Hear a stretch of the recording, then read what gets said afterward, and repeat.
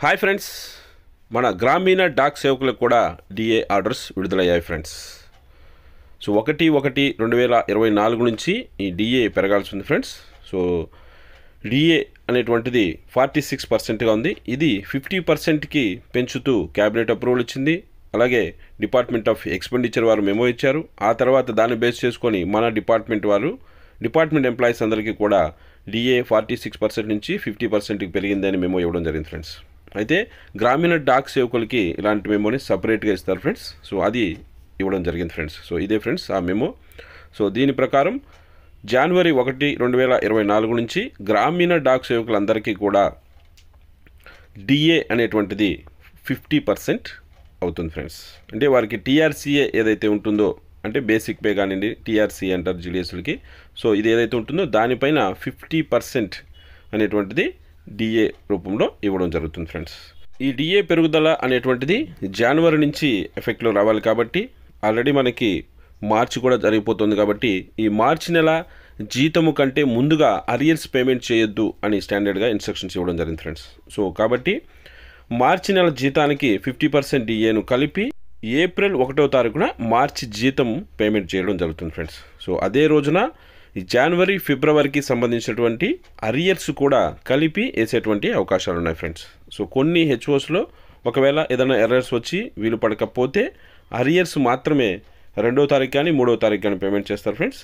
So కానీ చాలా HOs అన్నీ కూడా ఏప్రిల్ 1వ తారీఖునే మన గ్రామీణ డాక్ సేవకులందరికీ కూడా మార్చి నెల జీతము మరియు జనవరి ఫిబ్రవరి నెలకి సంబంధించినటువంటి అరియర్స్ సో మొత్తము కలిపి 1 ఏప్రిల్ 2024 పేమెంట్ చేయడం జరుగుతుంది ఫ్రెండ్స్.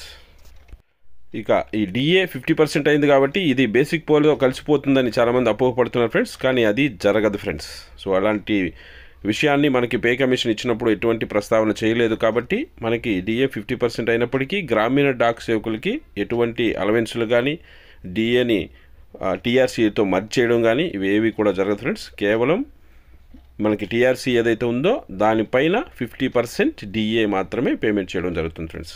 అయితే డిపార్ట్మెంట్ ఎంప్లాయీస్కి మాత్రం ఈ డిఏ 50% టచ్ అయినప్పుడు కొన్ని అలవెన్సెస్ అనేటువంటివి వారికి 25% పెరుగుతాయి ఫ్రెండ్స్. అయితే ఆ అలవెన్స్లో జీడిఎస్ అలవెన్స్లు ఏవి లేవు ఫ్రెండ్స్. ఇక ఇదే విధమైనటువంటి ఆర్డర్ పెన్షనర్స్ కూడా ఇవ్వడం జరిగింది friends. So pensioners, family pensioners ఉంటారు మన డిపార్ట్మెంట్లో.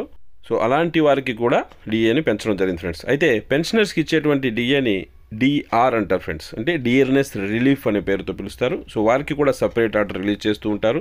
సో అలా ఇచ్చినటువంటి ఆర్డరే ఇది కూడా ఫ్రెండ్స్. డిపార్ట్మెంట్ ఆఫ్ ఎక్స్పెండిచర్ ఇచ్చిన ఆర్డర్ని బేస్ చేసుకొని ఈ పెన్షనర్స్కి కూడా సపరేట్గా ఆర్డర్ ఇవ్వడం జరుగుతుంటుంది ఫ్రెండ్స్.